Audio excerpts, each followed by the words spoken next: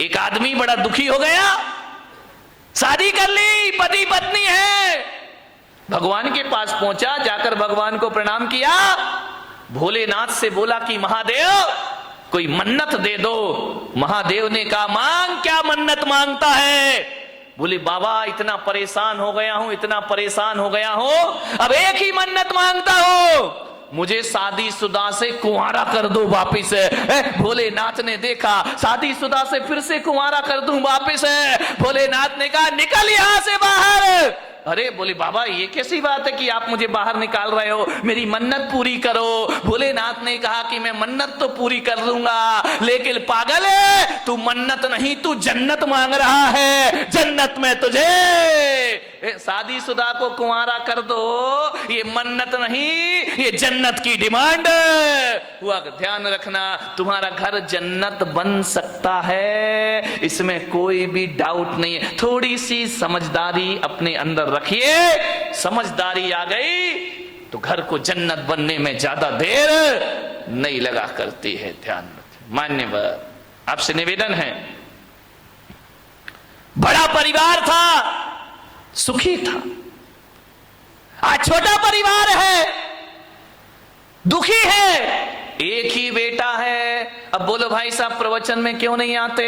क्या करे महाराज, दुकान जाना पड़ता है, दुकान खोलना पड़ता है, बेटे को बिठा, बेटा पूना में पड़ता है। अब बताओ, अब आपका एक ही लड़का, मुझे तो अपना भविष्य खतरे में दिखाई देता, तुम्हारा दिखाई दे या नहीं दे, आपका एक ही बेटा है। मैं बच्चे को ये नहीं कह सकता तू सन्यास ले ले, बच्चे को मैं ये नहीं कहता तू दीक्षा ले ले। अब किसे सन्यास देंगे? तुम्हारा सहारा तो एक ही है। पहले 4 बच्चे होते थे, 5 बच्चे होते थे, एक बच्चा दुकान संभाल लेता था, पिताजी समाज संभाल लिया करते थे, कोई मंदिर संभाल लिया करता था। अब तो हमारे यहां संभालने वाला कोई नहीं, अब तो घर नौकरों के हवाले हमारे हो गए हैं, और दुकान जो हो गई है वह पार्टनरशिप में चला करती है। घर के बच्चे ही नहीं है, बहुत बड़ी बड़ी फैक्ट्री बन जाती है, और बच्चा अमेरिका में जाके पढ़ता है, वापिस लौट के नहीं आता, बाप बेचारा यहां रोता है, इस करोड़ों की फैक्ट्री का उत्तराधिकारी कौन हो? समस्याएं बहुत ज्यादा हो गई हैं एकल परिवार से। संयुक्त परिवार सुखी परिवार। ध्यान रखिए। मान्यवर क्रोध ज्यादा बट गया, कलह ज्यादा हो गई, अब लड़ने की तो आदमी की आदत है। अब घर में यदि कोई मेंबर ही नहीं है, एक ही बचा तो झगड़ा तो फिर उसी से होगा। ध्यान रखिए। मान्यवर कलह बढ़ गई हमारे घरों में, ऐसे बात करते हैं किसी से जैसे उस पर कोई एहसान कर रहे हो, जवाब नहीं दिए जाते हैं। हालात ये हो गए हैं कि पति बेचारा थका हारा घर पहुंचता है, आवाज लगाता है कि सुनती है, एक गिलास पानी लाके दे दे, प्यास लगी है बहुत। अब पत्नी क्या बोलती है, देख नहीं रहे, मैं सीरियल देख रही हूं, टीवी देख रही हूं, ऐसा करो जाके चुपचाप पानी पी लो, और हो सके तो एक गिलास मेरे लिए भी ले आए। हालात बहुत खराब है घरों के, स्थितियां भी, तुम तो पी लो और हो सके तो एक गिलास मेरे लिए भी पानी लेकर आ जाए। यही चल रहा है ना घर में। शर्माओ मत, देखो सही बताओ जो कुछ चल रहा है। मैं कोई प्रवचन कोई आकाश से उतर के तो आते नहीं है। एक महिला ने पूछा महाराज एक बात बताओ, तुम्हारी शादी हुई? मैंने कहा मेरी तो शादी नहीं हुई है। बोले आपका परिवार था? मैंने कहा मेरा तो कुछ भी नहीं है। बोले कब दीक्षा ले ली? मैंने कहा बहुत छोटी सी उम्र में दीक्षा ले ली है। तो बोले आप एक बात बताओ, तुमने शादी करी नहीं, तुम्हारे बच्चे हैं नहीं, तुम्हारे बीवी है नहीं है, फिर एक बात बताओ महाराज, ये तुम्हें घर की बातें कहां से पता चलती है, ये घर गृहस्थी की बातें कहां से जान लेते हो? अरे मैंने कहा मैं कहां जानता हूं। तो बोले आप इतनी बातें बोलते हो, इतना उदाहरण घर गृहस्थी के देते हो, ये बताओ महाराज तुमने ये सीखा कहां से? मैंने कहा मैंने कुछ नहीं सीखा देवी, तुम्हारे पति आते हैं मेरे सामने, रोते हैं चले जाते हैं, अपनी घर की बातें तुम ही बता जाती हो, तुम अपनी बातें बताती हो, मेरा प्रवचन तैयार हो जाया करता है। और कहां से प्रवचन लाऊंगा? प्रवचन तो तुम्हारे बीच से बनेंगे, मैं कहां से लेकर आऊंगा? तुम ही आते महाराज, ये परेशानी, ये दिक्कत, दिक्कत वो दिक्कत, बस मैं पॉइंट नोट करते जाता हूं, मेरी डायरी में प्रवचन तैयार हो जाया करता है। और प्रवचन आएगा कहां से? समाज की बातें समाज के बीच रखना पड़ती हैं। आपको उसी भाषा में समझाया जा सकता है, आपको शास्त्रों की भाषा में समझ में आने वाला नहीं है। उदाहरण भी वही दिए जाते हैं जिसमें आप सुबह शाम जिया करते हैं। ध्यान रखना, ये दिल की बातें दिल तक पहुंच जाया करती हैं, वरना ज्ञान की बातें एक कान से सुनो और दूसरे कान से निकल जाती हैं। ध्यान रखिए, बड़े परेशान हैं लोग, बहुत हैरान हैं लोग, क्रोध से परेशान हैं। अब क्रोध तो भाई आ ही जाता है, करोगे क्या करोगे? लाख कोशिश करो, क्रोध तो आ ही जा। जहां चार बर्तन होते हैं वहां खटपट तो बोलो होगी, आगे भी। तो मेरा गला क्यों फड़वा रहे मेरे भाई? ध्यान रखिए, अरे चार बर्तन है वहां खटपट तो, अरे लड़ाई कहां नहीं होती है।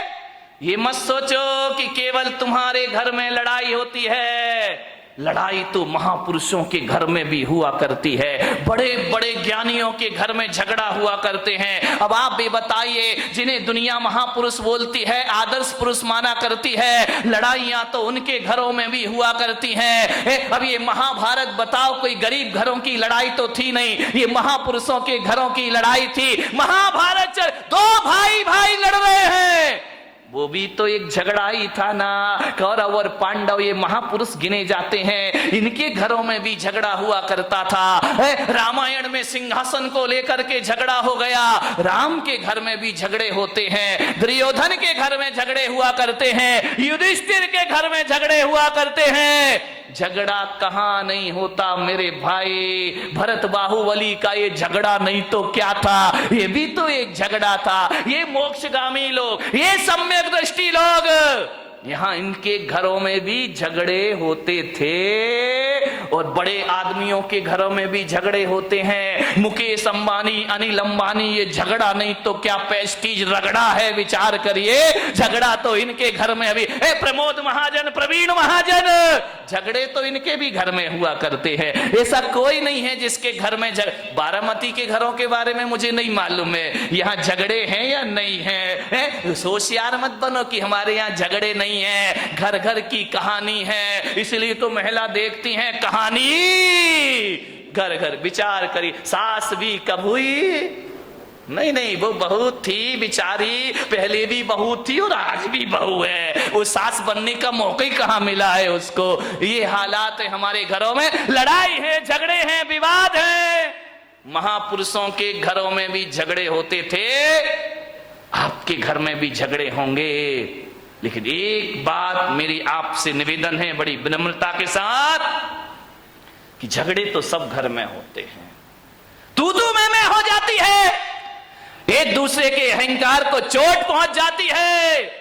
लेकिन मैं आपसे एक निवेदन करूंगा, लड़ लेना, झगड़ लेना, जितना लड़ना हो लड़ो, जितना झगड़ना है झगड़ लो, लेकिन बारामती वालों बोल चाल बंद मत करिए। लड़ाई हो जाए, कुछ कह दिया, डांट दिया, फटकार दिया, कुछ बोल दिया, बोल चाल बंद यदि आप कर देंगे तो सुलह के सारे रास्ते बंद हो जाएंगे हमेशा को।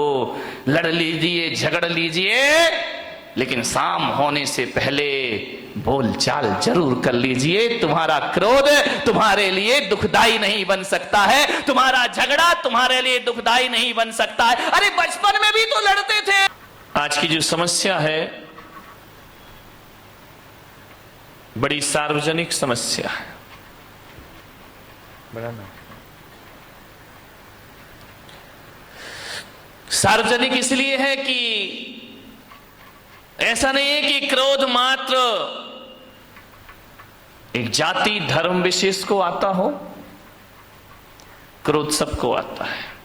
बच्चे को भी क्रोध आता है, बड़ों को भी क्रोध आता है, जवान को भी क्रोध आता है, बुजुर्ग को भी क्रोध आता है, जैन को भी क्रोध आता है, अजैन को भी क्रोध आता है, हिंदू भी क्रोध करता है, मुसलमान भी क्रोध करता है, और तो और राजस्थानी भी क्रोध करता है, पंजाबी भी क्रोध करता है, महाराष्ट्र का भी आदमी क्रोध करता है, और भारत का ही नहीं पूरी दुनिया में क्रोध आया कर। ध्यान रखना, चाहे अमेरिका हो, रूस हो, जापान हो, पाकिस्तान का तो पूछो ही मत, 24 घंटे क्रोध में रहता है। ध्यान रखिए, सबको क्रोध आता है दुनिया में, ऐसा कोई नहीं जिसे क्रोध ना आए। माननी बात, हर काल में क्रोध आता है, भूतकाल में भी क्रोध आता था, वर्तमान में भी आता है।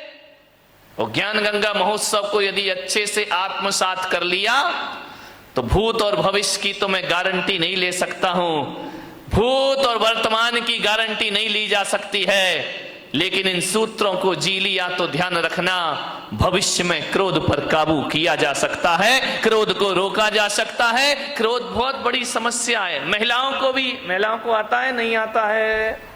बोलो, बड़े गर्व से कहो हमको क्रोध आता है। महिलाओं को भी, और आदमियों को तो जय हो पंचम काल की, 24 घंटे क्रोध आता है। ध्यान रखिए, जीवन एक रंग भूमि है, जीवन एक उत्सव है, जीवन एक महोत्सव है। आपसे निवेदन है, रंगभूमि को रणभूमि मत बनाइए, जीवन में रंग भरने का प्रयास करिए। मन शांत नहीं है आदमी का। आज इतना क्रोध है, इतना क्रोध है, घरों में क्रोध हो तो हो, समाज में क्रोध है, परिवार में क्रोध है, मंदिरों में भी कम क्रोध नहीं है। ध्यान रखना, क्रोध सब जगह अपने जाल फैला रहा है। मैं आज, जहां तक लोग ये सोचते थे कि छोटा परिवार सुखी परिवार, लेकिन आज मैं देख रहा हूं कि छोटा परिवार दुखी परिवार। पहले बड़ा परिवार था, संयुक्त परिवार था, आज छोटे परिवार हैं, लड़ाइयां ज्यादा होती हैं, पति पत्नी में झगड़े हो जाते हैं, आए दिन तलाक का वातावरण निर्मित हो जाता है। अब झगड़े किससे? आदमी का स्वभाव लड़ना झगड़ना है। जब संयुक्त परिवार थे तो आदमी लड़ता था, झगड़ता था, एक दूसरे से बातचीत हो जाती थी। जहां 4 बर्तन होते थे वहां खटपट तो कौन बोला होती थी और होएगी। मुझे मालूम है, मेरे प्रवचन से तुम कोई भी सुधरने वाले नहीं हो। मैं कितना भी बोलूं, तुम्हें तो वही करना है जो करना है। लेकिन फिर भी मैं कहता हूं, इस हजारों की जन्मेदिनी में यदि 1-2 परिवार में ही परिवर्तन आ गया तो मेरा बोलना और सार्थक सफल हो जाए। 1-2 लोग ही सुधर गए तो बहुत है। क्लासरूम में बैठा हुआ हर बच्चा 100 में से 100 नहीं लाता है। 2-4 बच्चे होते हैं जिन्हें 100 में से 100 अंक प्राप्त हुआ करते हैं, और जिन्हें प्राप्त हो जाते हैं शिक्षक का बोलना और पढ़ाना और सिखाना सार्थक हो जाए। कोई भी किताब आप उठा करके पढ़ लीजिए, कोई भी अखबार आप उठा करके पढ़ लीजिए, पूरी किताब पढ़ने जैसी किसी भी लेखक की नहीं हुआ करती है। लेकिन एक बात ध्यान है, यदि 100 रुपए 200 रुपए की किताब में यदि 2 पेज ही अच्छे पढ़ लिए गए, 2 पृष्ठ ही बहुत अच्छे हुए, तो वह 2 पेज पूरी किताब की कीमत चुका दिया करते हैं। इतना ध्यान रखिए। बस 2 पेज अच्छी बातें पूरे प्रवचन में, घंटे भर में 1-2 बातें अच्छी हुआ करती हैं, बाकी तो बातों की बारात हुआ करती है। ध्यान, 1-2 बात ही जीवन को बदल दे तो मेरा बोलना और तुम्हारा सुनना सफल हो जाता है। हर जगह क्रोध है, आज क्रोध ज्यादा है। परिवार छोटे हैं, क्रोध बढ़ रहे हैं।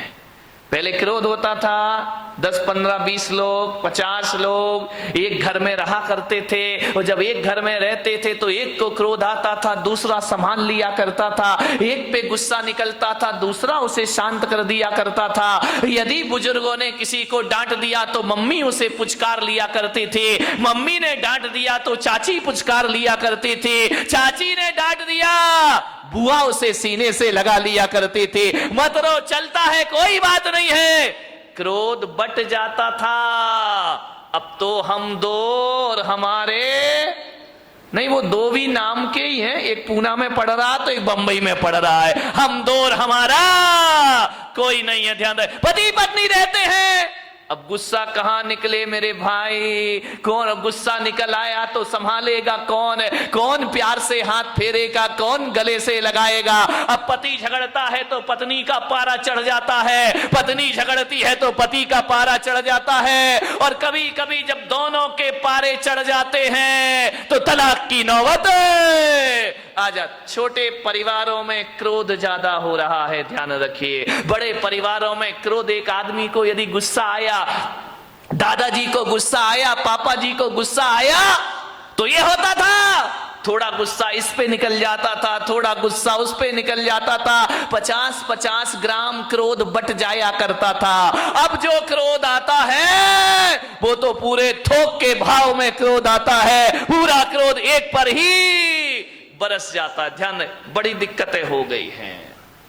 आज बाप बेटे के रिश्ते अच्छे नहीं हैं, आज पति पत्नी के रिश्ते अच्छे नहीं हैं, आज भाई भाई के रिश्ते अच्छे नहीं हैं, आज भाई बहन के रिश्ते अच्छे नहीं हैं, देवर भाभी के रिश्ते अच्छे नहीं हैं, देवरानी और जिठानी के रिश्ते अच्छे नहीं हैं मेरे भाई। ध्यान रख, क्यों होते हैं रिश्ते खराब? क्योंकि इनमें केवल रिश्ता है, इन रिश्तों में दोस्ती नहीं है। ध्यान रखना। अरे सास बहू का रिश्ता तो दुखदाई होगा, लेकिन सास बहू के रिश्ते में यदि दोस्ती का रिश्ता डाल दिया जाए तो वही सास मां से बढ़कर के हो जाती है और वही बहू बेटी से अरे दूध तो बहुत मीठा होता है, दूध तो मधुर होता है।